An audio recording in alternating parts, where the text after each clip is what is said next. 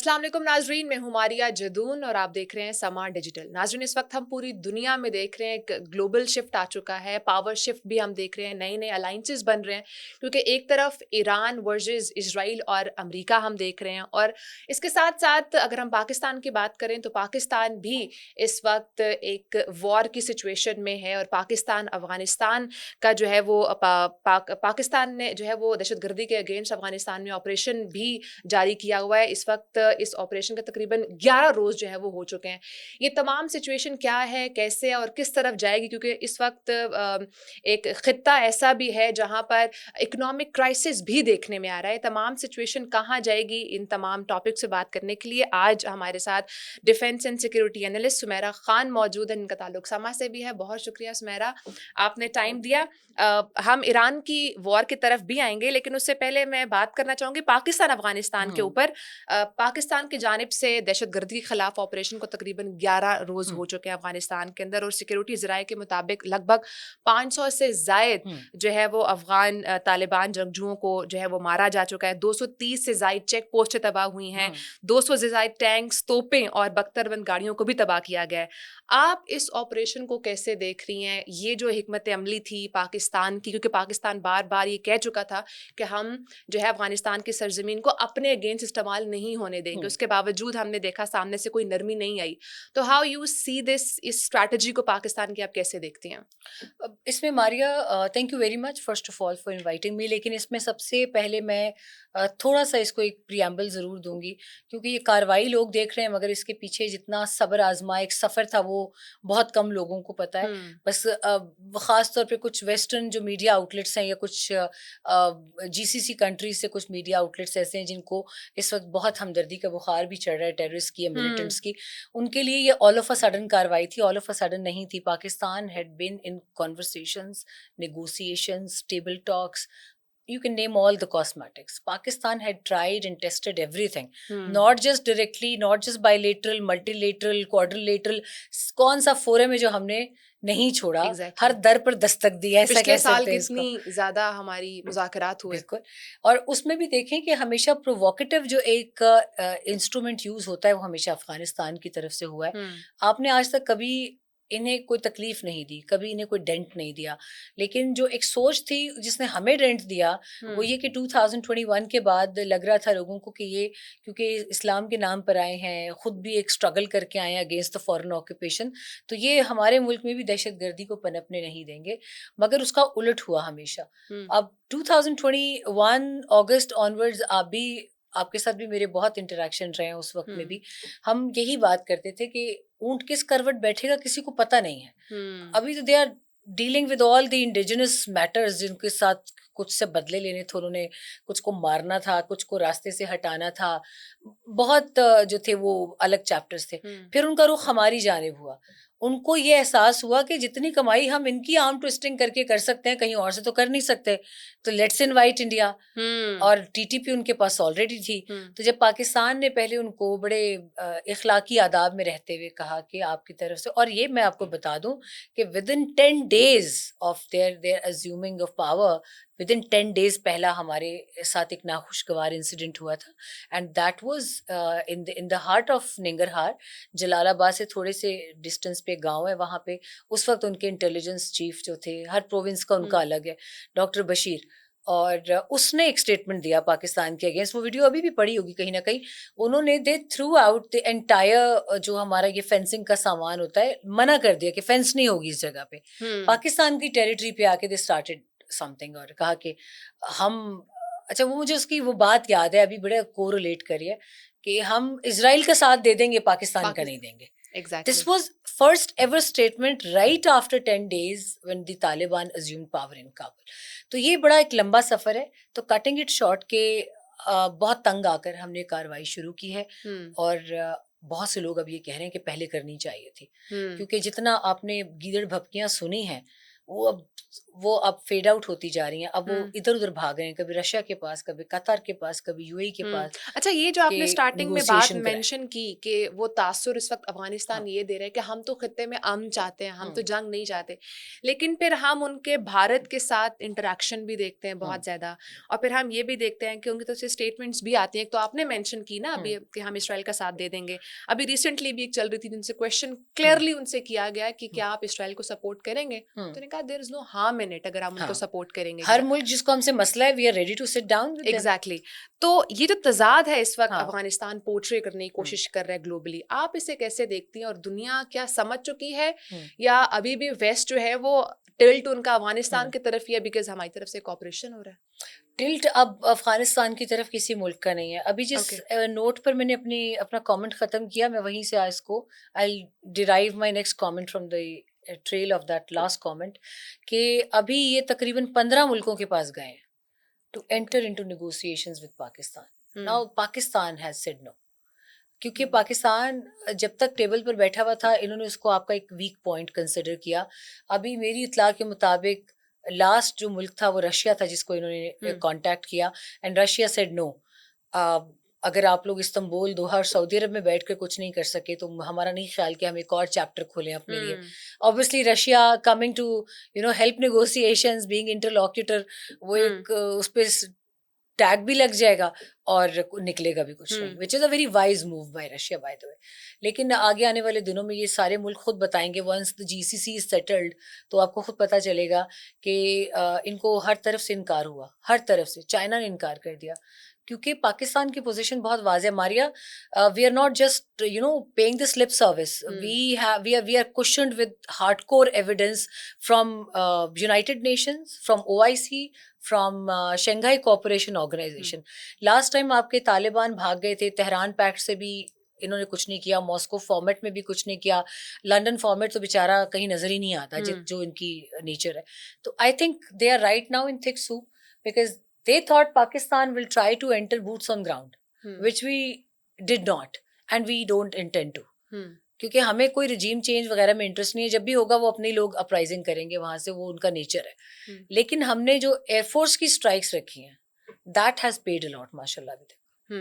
अच्छा, मुझे ये बताएँ, चूँकि आपने अफ़गानिस्तान में जाके बहुत डिटेल से कवर भी किया, अभी रिसेंटली एक वीडियो वायरल हुई थी अफ़गान गर्ल की जो ये बड़ा क्लियरली कहती कि हम्म। अफ़गान तालिबान हम में से नहीं है, हम नहीं हम्म। चाहते कि वो हुकूमत करें। हम्म। तो कहीं न कहीं जो अफ़गान अवाम है, क्या वो भी ये नहीं चाहती कि तालिबान उन पर हुकूमत करें? क्योंकि रिसेंटली हमने हम्म। देखा जो बिल पास हुआ हम्म। अफ़गानिस्तान के अंदर ख़वातीन और बच्चों को हम्म। मारने का। बिल्कुल। तो एक तरफ इस तरह के फैसले लिए जा रहे हैं, तो क्या आलमी दुनिया को ये नज़र नहीं आ रहा कि इस तरह के कवानीन अफ़गानिस्तान के अंदर अगर अपने लोगों के लिए पास हो रहे हैं, तो उनका कोई सॉफ्ट कॉर्नर पाकिस्तान के लोगों के लिए नहीं हो सकता? देखिए, वो जब आए थे तो उन्होंने दोहा अकॉर्ड साइन किया था। हुँ। उस दोहा अकॉर्ड में से कौन सी शिक पर अमल किया उन्होंने आज तक? तो पाकिस्तान साइड से भी ज़ाहिर है डिमांड यही होती है कि हमें इन राइटिंग एग्रीमेंट्स चाहिए कि आप अपनी सॉइल नहीं यूज़ होने देंगे। हुँ। मैं इसमें एक बड़ा फ़नी कमेंट करती हूँ हमेशा। मैं कहती हूँ, जिन्होंने दोहा एग्रीमेंट जो यूएस के साथ हुआ था, जिन्होंने पता नहीं 2 साल 3 साल कर के काम वो एग्रीमेंट लिया, उसका नहीं ख्याल रखा, हुँ। तो पाकिस्तान को तो वैसे ही एक जो है ना अपनी जागीर के तौर पे कंसिडर करते हैं। हुँ। तो हमें अगर वो इन राइटिंग एग्रीमेंट दे भी दें, they are a rag tag army, hmm. They are not running under the ambit of a disciplined government, hmm. There is no institution. ले दे के एक सदारती महल है, अर्ग पैलेस जिसको कहते हैं, उसके बाद दारुल इफ्ता है जहाँ से फतवे निकलते हैं लोगों के हुँ। खिलाफ, और फिर कंदहार वर्सेस काबुल है। तो there is no particular institution that is working with in Kabul hmm. Right now, तो there is no use of demanding in writing sort of agreement या हुँ। पैक्ट। काम नहीं करेगा ना, उस पर वक्त ज़ाया करने के बराबर है। हुँ। बाय फोर्स हमारा काम हो सकता है, हम टीटीपी को भी टेक आउट कर सकते हैं। हम अभी जो हमारी पॉलिसी है, we are targeting their logistics, exactly. their MO depots, their Humvees, their MRAPs, their the go downs full of आपकी those ट्वीट assault देखी थी rifles. मैंने जिसमें आपने लिखा था ये इनके पास ये इक्विपमेंट आया कहाँ से? तो अभी तो जो night vision guns and night all. Vision guns, आपको पता है बलूचिस्तान में BLA वगैरह के पास कितना ये वेपन इन्होंने दिया जो अमेरिका छोड़ गया था। $7 बिलियन का वेपन बहुत बड़ी बला होती है मारिया। मैंने तो अपनी आंखों से हेरात में जब लश्करगाह में दे वर फाइटिंग विद उस वक्त की अफगान नेशनल आर्मी, तो आई वाज अराउंड।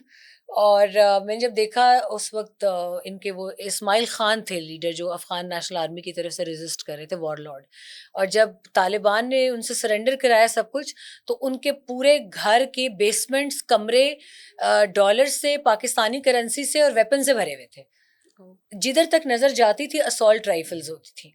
तो ये चीजें हमने देखी थी, ये वही सारा अभी इन्होंने इनके कब्जे में है। लेकिन अब पाकिस्तान के पास पिन पॉइंट लोकेशंस है, पाकिस्तान का intelligence network is too good, precise locations हैं कहाँ कहाँ क्या पड़ा हुआ है। तो अभी अगर ये स्ट्राइक्स रहती हैं, मेरा ख्याल है अभी इतनी जल्दी रुकेंगी नहीं, ओके, जब तक कि जो उनका, कंप्लीटली, क्योंकि पर्पस बेस्ड इस वक्त पाकिस्तान का मिशन है, पर्पस डेवलप्ड मिशन आप एग्जैक्टली। इसको कह लें। एक उसमें जो से हो तासुर रहा दे रहा है है। कि पाकिस्तान जो है वो अफगान शहरियों के ऊपर कार्रवाई कर रहा है, दैट्स नॉट ट्रू, राइट? उनको चाहिए वो ह्यूमन शील्ड ना रखे, दैट्स वेरी सिंपल। जो नॉन कम्बैटेंट्स हैं, आपने उनके अंदर अब मिलिटेंट्स को क्यों रखा हुआ है? नॉन कम्बैटेंट्स तो सिविल एक वो है ना, सिविल कॉलोनी है। अगर आप for example they might get triggered with my comment, हमेशा मेरे साथ यही होता है सच बोले तो हजम नहीं होता।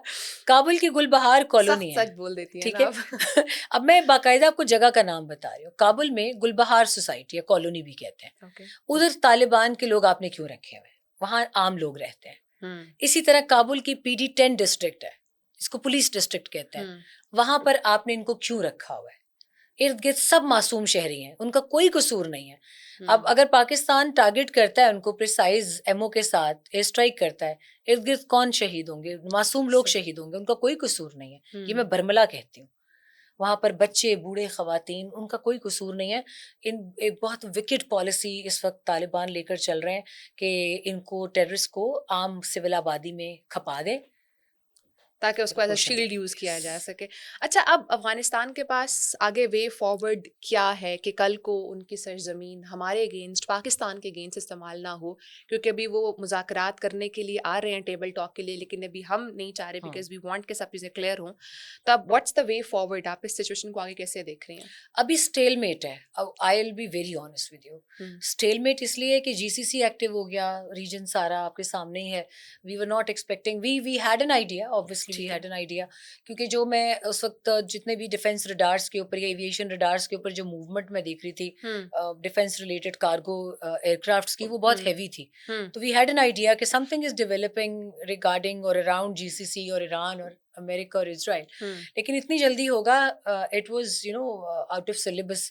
हम अभी चाह रहे थे कि हम अपनी जंग को थोड़ा टाइम दें, तो बीच में एक और जंग आ बीच गई। में अब पाकिस्तानियों की नेचर ऐसी, वो मांग रहे थे जंग के, बोर हो रहे हैं हम, अच्छा, कोई जंग हम नहीं है एग्जैक्टली हमने जितना लास्ट ईयर एंजॉय किया था और अभी भी ये वैसे ही आप लोगों की एंजॉयमेंट ही आ रही है सारे सामने ये कि ज्यादा एंजॉयमेंट होगी हम इकट्ठी 2 जेंजीज जंगें की। अल्लाह ने दे दी कि ए लो हुन संभालो तुसी।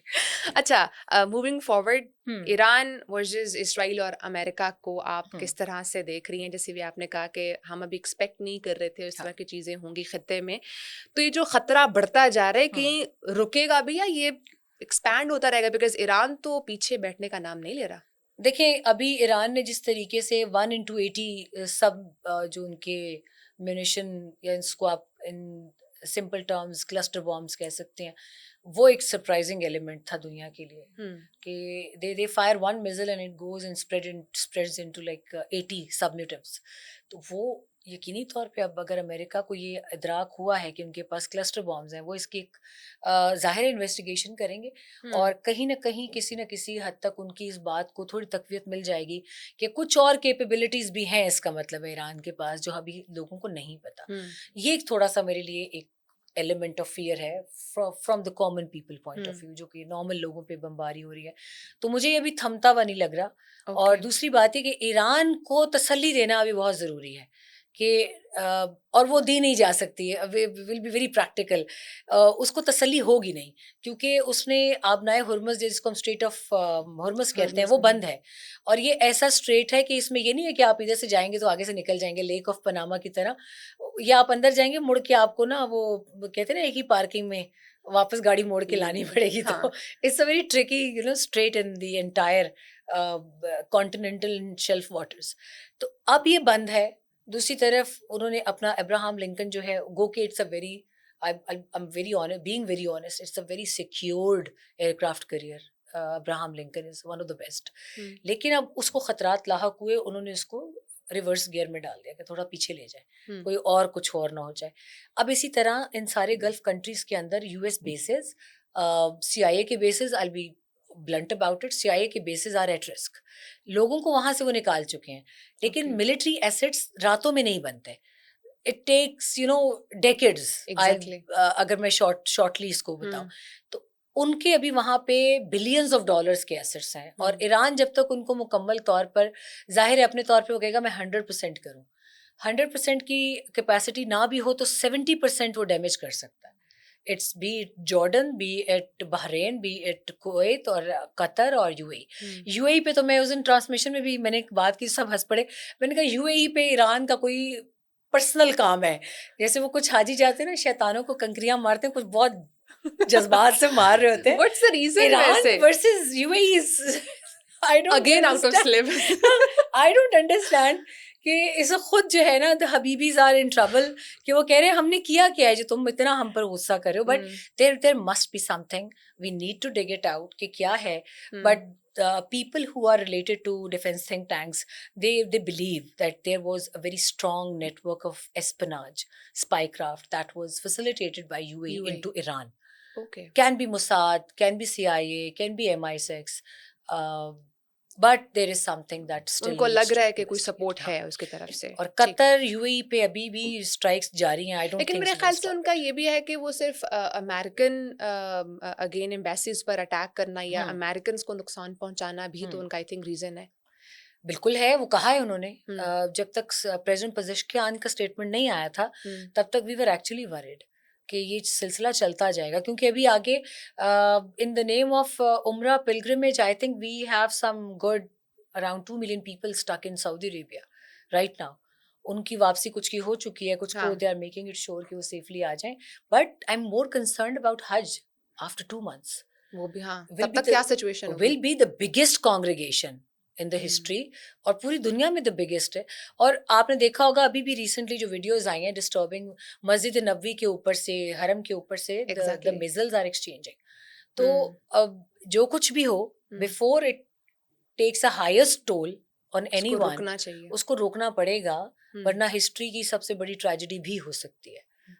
गॉड फॉरबिड ये हम्म, कहीं भी गिर जाए, कुछ हो जाए. You hmm, you you can not trust the hmm. The defence equipment. अच्छा, ये जो सारी जंग हुई तो इब्तदाई दिनों के बाद से अभी तक की जो स्ट्रैटेजी है, अगर हम अमेरिका की बात करें, वो किसी को समझ नहीं आ रही. मुख्तलिफ एनालिसिस सामने आ रहे हैं. कुछ लोग कह रहे हैं चूंकि ईरान न्यूक्लियर वेपन्स बना रहा था, उसकी तरफ जा रहा था, दैट्स वाई अटैक हुआ. कुछ लोग कह रहे हैं ऑयल इज द रीज़न. कुछ लोग अगेन, अभी हमने रिसेंटली इस पर देखा भी आर्टिकल भी अल जजीरा का, कि आपने भी इस पर बात की थी कि रिलीजन बेसिस पर हो रही है. तो what is the main planning America की जो अभी तक समझ नहीं आ रही है? ना अमेरिका की तरफ से समझ आ रही है, ना ओवरऑल समझ आ रही है. सो मैं चाहूंगी इस पर आप कमेंट करें और जरा आसान अल्फाज में हमारी आवाम को समझाएं what is the reason.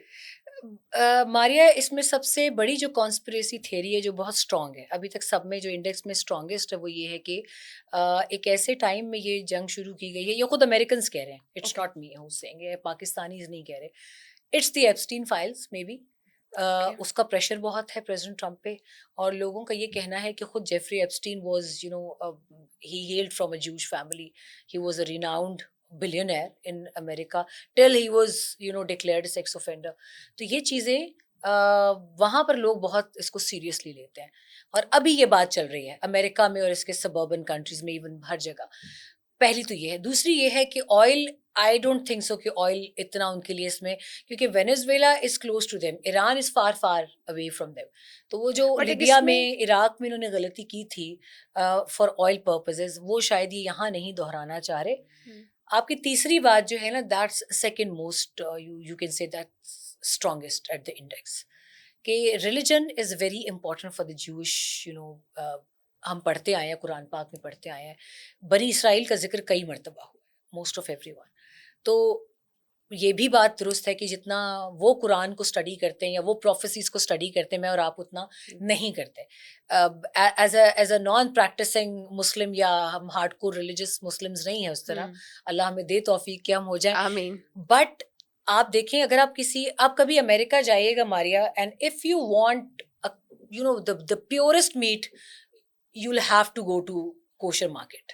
Okay. ठीक है, एज अ मुस्लिम अगर आपको हलाल मीट चाहिए तो आपको किसी ने कुछ भी कर लें, आपको जाना एक यहूदी के पास ही होगा, क्योंकि आपके अलावा आप हलाल खाते ही वही हैं। तो वो जो आपके पर्सनालिटी ट्रेट्स हैं ना रिलीजन वाइज, वो उनके हैं। मगर इस वक्त they are totally after completing the prophecies के जो एंड ऑफ टाइम से रिलेटेड है, और ये वो बरमला इजहार कर रहे हैं अब। उनके यहाँ ऐसी बहुत सारी निशानियां पूरी की जा चुकी हैं कि जिसके बाद गॉड फॉरबिड अब सिर्फ डिस्ट्रक्शन ऑफ अक्सा जो है according to the series of all these events वो रहती है, और उसके बाद the main Armageddon and all these things, the arrival of Mahdi and arrival of Messiah, the anti Christ and then Christ.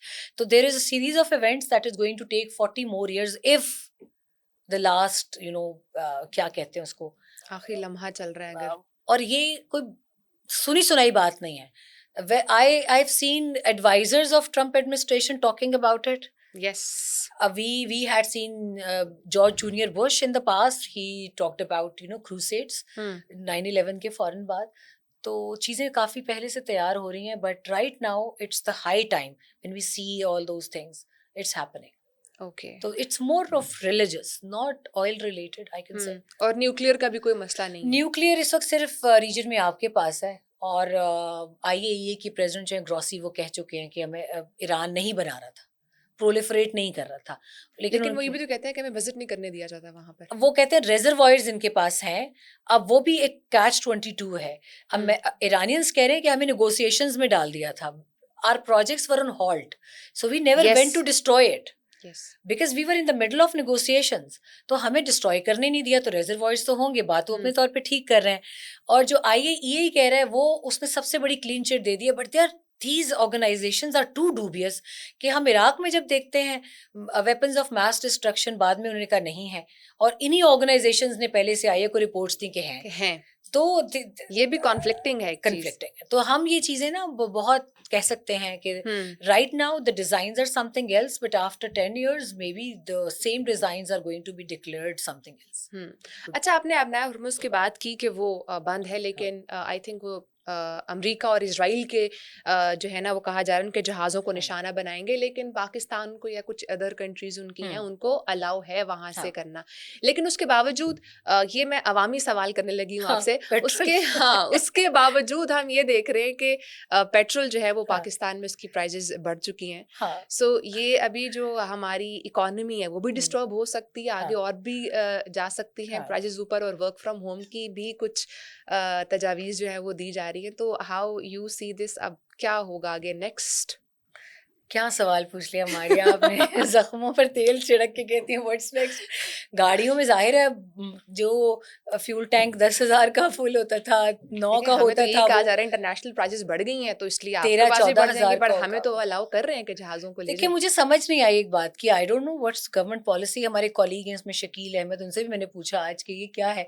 India के पास 22 दिन का रिजर्वायर था, उसका स्टॉक था इसका POL का, तो उन्होंने तो प्राइसेस नहीं बढ़ाई।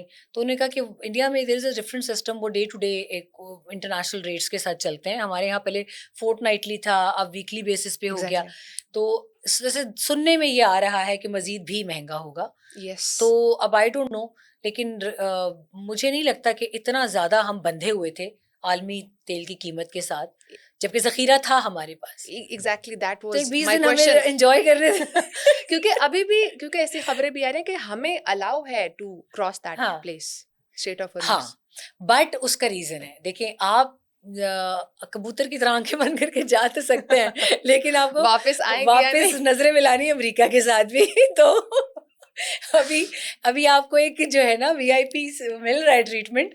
ईरान ने जो ऐलान किया कि only China, Russia and Pakistan, लेकिन जब आप सारे पार्टी एंजॉय करके वापस आएंगे ना, तो America will be sitting there waiting for you. अच्छा, एक ये भी खबर है, you enjoyed that party without me. एक ये खबर भी है, इस पे बताएं कितनी सदाकत है कि अमेरिका ने इंडिया को अलाउ किया है, रियायत दी है कि वो हाँ रूस से कुछ दिनों तक तेल खरीद सकते हैं सस्ते हाँ दामों में? वो कर सकते हैं, सस्ते दाम तो नहीं होंगे बट रूस से तेल खरीद सकते हैं ओके। क्योंकि उनके ऊपर पाबंदी थी, जो उनका टैरिफ डाउन हुआ था इसी पे हुआ था कि आप रशिया से कोई तेल नहीं खरीदेंगे। अब वो अपने वाला तो भिजवा नहीं सकते उनको, तो तो उन्होंने अलाउ कर दिए, लाइफलाइन जो है वो तो खत्म हुई उनको हुई तो है। फिर क्यों बढ़ाएंगे वो प्राइजेस? हाँ, अच्छा, ये इसमें हमें भी इस विंडो से वैसे फ़ायदा उठाना चाहिए। हमारे पास कुछ ऐसी, थैंक गॉड हमारे साथ कोई अभी सितारे गर्दिश में नहीं हैं, चीज़ें अच्छी हैं। हमारे पास क्योंकि ईरान का हम बॉर्डरिंग रीजन है, तो हम वो एक बॉर्डर से भी तेल ला सकते हैं बट इन अ लेजिटिमेट वे। ऐसा ना हो हम्म। पॉडकास्ट सुन के लोग कहें कि सुमेरा के लिए कि स्मगलिंग दोबारा शुरू कर दें, नो खरीदारी करके लाना है। तो ओके। हम ला सकते हैं अमेरिका से भी। आई थिंक हम इसके अंदर कोई डिस्काउंट विंडो ले सकते हैं, we can get some hmm. Concessions. और Russia is there, hmm. Russia से अगर हम खरीदना चाहें तो we have a ground route through cars, Central Asian republics भी हमारे पास आ सकता है और थ्रू सी मीन्स भी आ सकता है because we are on the other side of so the ये सी। हुकूमत के लिए भी एडवाइस है।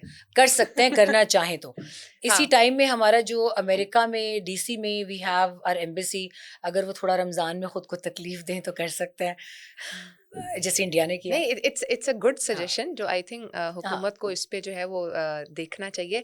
अच्छा, अभी ये भी खबरें आ रही हैं कि अमेरिका ने जो है वो हम्म पहली मर्तबा ईरान के ऑयल डिपो को निशाना बनाया, तो इस हम्म, स्ट्रैटेजी को अमेरिका की आप कैसे देख रही हैं, क्योंकि अब हाँ, वो इस हद तक भी उतर चुके हैं? कुछ इलाकों की बात आई है, कराज है उसमें, आर्तिश का इलाका है उनके वेस्ट के अंदर आता है, और it's a huge oil reservoirs जो ऑयल वेल्स हैं उनके। और अगर तो उन्होंने ये किया, पहली बात तो ये कि this would be a hostile, the most hostile summers for everyone. ये इस कदर डिस्टर्ब कर देगा एनवायरनमेंट के इस फैब्रिक को कि आपकी सोच है कि June July would be like hell for everyone. और दूसरी बात इसके अंदर ये आ जाएगी कि अभी जो आलमी तेल की कीमतें अभी जहाँ हैं वो डबल ब्रैकेट पे चली जाएंगी, hmm. Would be uncontrollable for everyone. लेकिन हमसे ज़्यादा टेंशन उसमें यूरोप और अमेरिका को होनी चाहिए, क्योंकि यूरोप का तेल भी यहाँ से 80 से 90% जाता है और चाइना का जाता है, हम्म। रशिया का जाता है। तो अगर ये अभी से बैठ के, मुझे लगता है कि इसका डिसाइड जो होगा वो पावर टू पावर होगा, जो मुझे लग रहा है। Who will be more powerful? हाँ, और एक प्लेयर को आप अभी तक याद नहीं करते, उस बेचारे को टेंशन भी इसी बात की कि nobody is ready to play with me, north north Korea. Korea. तो दीज थ्री उसकी जायंट्स मीम्स बहुत अच्छी बन रही मीम्स बन रहे है। हैं। तो we was seen asking someone के गालियां निकालो अमेरिका को, फेक अकाउंट मेरे नाम से बना के। तो ट्रम्प की बेगम को 2-4 गालियाँ दे दो। अभी हम उसको हल्के में बहुत ले रहे हैं, लेकिन they can Russia, play a China, role. North Korea, if they come together this will be a huge alliance, जिसको कह रहे हैं ना WW3। वो WW3 यही है कि अगर तो ये तीन आ जाते हैं इसकी देन ईरान की अगेन बैकिंग के लिए, तो फिर मामला बहुत बिगड़ जाएगा। उससे पहले सब लोग ट्रम्प को ये एडवाइस कर रहे हैं कि कि आप रुक जाओ। Slow it down, tone it down, बल्कि इसको टोन डाउन करके किसी तरह माफी तिलाफी, कुछ माफी आप मांग ले, कुछ वो मांग ले, बैठ के दोनों भाई आपस में मामला हल करके come out of this war scenario. अब अमेरिका से जो सबसे ज्यादा लोग चिल्ला रहे हैं वो ये कह रहे हैं it's a war of Israel, it's not war of America. war of America, it's not something that relates to us. So why? And you had been saying that I'm going to end wars, you have actually started another peace war. On world हाँ, कहा था उन्होंने। तो कहते हैं इसने तो जो वॉर शुरू कराई है वो आइसिंग ऑफ द केक है, मतलब पूरी दुनिया को इसने एक ही लपेटे में लिया है। हम्म। तो आई थिंक के अभी we all are waiting for almost 15th of March, hmm. Things are going to get better. क्योंकि कल जब फील्ड मार्शल गए हैं Asim Munir, he was there at the invitation of Saudi kingdom. उसके बाद हमने प्रेसिडेंट पजेश्कियान का मैसेज देखा, hmm. And the credit goes to Pakistan diplomacy, there is no doubt. अच्छा, ये जो भी हम बढ़ती हुई कशीदगी देख रहे हैं, इसमें जो और ममालिक तेल पैदा करने वाले हैं, सऊदी अरब हो गया, यूएई वगैरह हो गए, वो क्या रोल प्ले कर सकते हैं? उन्हें क्या बेचारों ने रोल प्ले करना है, अभी तो अपने अपने आप को संभाल रहे हैं कि एक जगह को मरम्मत करते हैं, दूसरी जगह से मिसल आ जाती है। अच्छा, वैसे उनकी मरम्मत की स्पीड तेज है। they are like, they're just trying to just dust and paint everything, और दूसरी जगह जाके इस धमाका बार हो हमें जाता है। गुर्बत ने बचा लिया, हम दुबई में नहीं रह रहे, इसलिए पाकिस्तान में See, रह रहे हैं, तो हम मैंने एक बच ट्वीट किया था उसके ऊपर, जो मुझे एक पॉलिटिकल गवर्नमेंट के लोगों ने गालियां दी, क्योंकि उनमें से ज्यादातर वहीं रह रहे हैं ना। अच्छा। तो मैंने कहा this is the safest country right now. तो जो अनसेफ कहकर गए थे, और उनके पास गोल्डन वीजाज भी हैं, तो अब वो भी वापस आ रहे हैं भाग भाग के via Exactly. Muscat and taking trains. तो अभी जो Saudi Arabia is kind of secure because we have a defence pact. We will obviously go and put our foot down in front of Iran, क्योंकि Saudi Arab पर कोई compromise नहीं है. Exactly. Saudi Arab is unparalleled in the eyes of every Pakistani. Saudi Arab पर किसी किस्म का ना कॉम्प्रोमाइज था, ना है, ना होगा. और अगर कोई करने की कोशिश करेगा पाकिस्तान में भी कुछ to achieve some political motives, तो they will be dealt by the रियासत देमसेल्व्स. क्योंकि रियासत के लिए और रिलीजियसली भी पाकिस्तानियों के लिए जो सऊदी अरब का मकाम है, उसको किसी के साथ तब्दील छोटा नहीं सा किया जा ट्रेलर सकता. था अभी जो ईरान में हुआ, जो उसके बाद जो पाकिस्तान में हुआ, हाँ. तो अगर वहां कुछ होता है तो खुदा इट ना विल बी खास्ता, huge. It will be huge. तो Saudi Arab is kind of safe. मगर हम अभी इस पोजीशन में नहीं हैं कि हम इसके लिए यूएई के लिए खास तौर पे बहरीन, कुवैत और कतर, इनके लिए हम कुछ ना कर सकते हैं. अभी कोशिश कर रहे हैं, मगर जाहिर है ईरान के रिजर्वेशंस बहुत स्ट्रांग हैं. एग्जैक्टली. उनके पास पूरी इंटेलिजेंस है. खास तौर पे सुप्रीम लीडर की असैसिनेशन के बाद they have shared some evidence कि यहाँ यहाँ से ये रास्ता इस्तेमाल किया गया है उनको टारगेट करने के लिए. और इसमें भी बाय द वे एक रिलीजियस फैक्टर सामने आया है अच्छा. कि the court astrologers in Jerusalem and in Tel Aviv, they probably designed some paper, they chalked out some, क्या कहना चाहिए उसको, plot. और उन्होंने कुछ, होती होगी कोई, आई डोंट नो, एस्ट्रोलॉजर से किसी से पूछिएगा, रेड मून था उन दिनों में, तो they had given this deadline to the forces कि इस टाइम हाँ. तक होना चाहिए and attack. Americans never wanted to go into that, जो अभी तक हमारी इतला है, जो मुसद्दिका इतलात है. But the power shift was from Israel. They insisted upon achieving that time, और उसी टारगेट को अचीव करना है, अभी करना है. और अंदर से जो इन्वेस्टिगेशन हो रही है वो भी बहुत स्ट्रांग है, क्योंकि तेहरान में सुनने में आया कि सेफ सिटी कैमराज में उनका अच्छा खासा इन्फिल्ट्रेशन था, उनके स्पाईवेयर्स का. तो अभी चीज़ें मारिया जब आएंगी सामने तो बहुत चशमकुशा और बहुत हैरत अंगेज होंगी. मगर ये जो रिलीजियस फैक्टर है इसके अंदर, मेरे लिए सबसे क्रीपी चीज़ जो है वो इस जंग के अंदर यही है कि वो बहुत ज्यादा यूज हो रहा है. it's based on different prophecies. I respect prophecies, obviously we Muslims are supposed to follow that. मगर जिस तरह से वो लोग इन prophecies को follow करें, प्रॉफिट मोहम्मद सल्लल्लाहु अलैहि वसल्लम की कहे हुए हर लफ्ज़ को, वो उनके हर लफ्ज़ को अपने हालात के मुताबिक they are interpreting them. अपने मुताबिक उसका इस्तेमाल कर रहे हैं. It's really dangerous. Yes. Lastly एक तरफ ईरान, इसराइल और अमेरिका की कशीदगी है, और एक तरफ पाक अफगान इश्यूज भी हैं. इस सारे सिचुएशन में पाकिस्तान की जो सिक्योरिटी पॉलिसी है उसको कैसे मजबूत किया जा सकता है ताकि हम अपने एक्सटर्नल इंटरनल चैलेंजेस से बच सकें?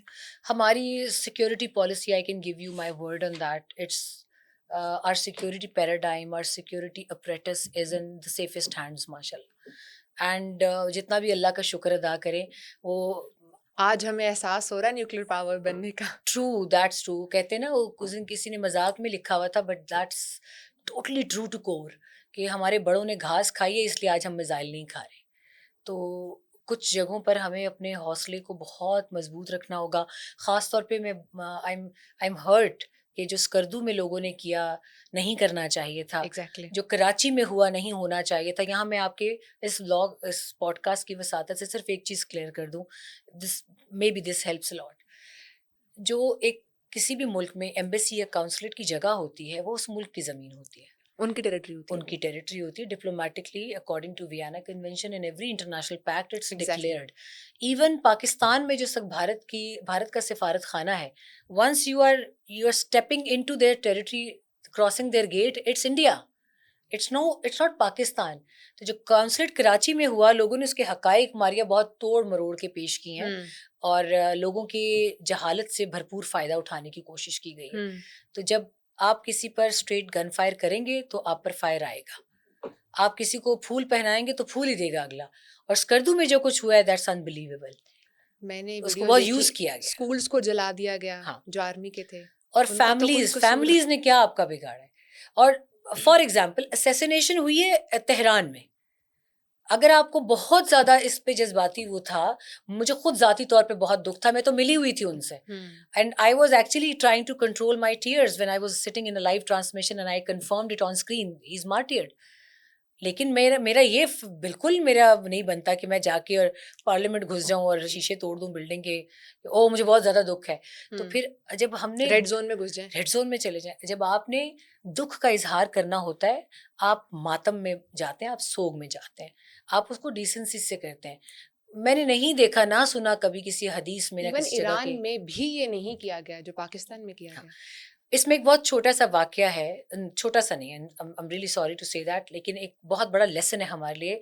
जब हजरत हमजा की शहादत हुई थी, तो प्रॉफिट मोहम्मद सल्लल्लाहु अलैहि वसल्लम के लिए अपनी ज़िंदगी का पहला दुख भरा लम्हा वो था कि जिसमें he was seen in a grief. वो बहुत आसानी से वो दुख में नहीं जाते थे, और उस वक्त कहा यह जाता है कि उनको उस वक्त में तसल्ली देने के लिए जो थे वो फरिश्ते आए थे, और उन्हें कहा था क्या आप जो एक वेंजेंस वाले मोड में नहीं जाएंगे, आप एक वक्त देखेंगे कि ये सब लोग आपके सामने आएंगे, और फतेह मक्का वाले दिन वो हुआ। आपने अपने उसी प्यारे अजीज तरीन चचा की कातिला को भी देखा, और आपने इतना बड़ा दिल था, आपने उसको माफ किया। May be the situation is not same, but I am trying to redirect the situation towards those who are trying to vandalise Pakistan. तो ये हमें हर जगह पर अपनी खुद एहतसाबी करनी होगी। मासूम बच्चों और औरतों जो घरों में थी, उनका क्या कसूर था? घरों को आग लगी, वो भागी है नंगे सर नंगे पैर, क्या मिला आपको? अभी FIRs हुई हुई हैं, आप और आपके बच्चे भुगतेंगे इस वेंडलाइजेशन। तो this is something that I wanted to mention. लेकिन Pakistan is in safe hands, it will be इंशाल्लाह। और मैं हमेशा ये बात कहती हूँ कि मिट गए इसको मिटाने की सोच रखने वाले, तो मिटते रहेंगे There's साथ no साथ। power that can undo Pakistan. बहुत शुक्रिया सुमेरा, काफ़ी डिटेल से आपने हमें बताया। सो अगेन जो सुमेरा ने कहा, हमारी भी होप हुई है कि इस वक्त जो कशीदगी बढ़ी हुई है वो कम हो और चीज़ें जो है वो नॉर्मल हो, पीस जो है वो मेंटेन हो, प्रिवेल हो। बहुत शुक्रिया नाजरीन, इंशाल्लाह आपसे अगली पॉडकास्ट में मुलाकात करेंगे। तब तक के लिए अपना बहुत सारा ख्याल रखिए। अल्लाह हाफ़िज़।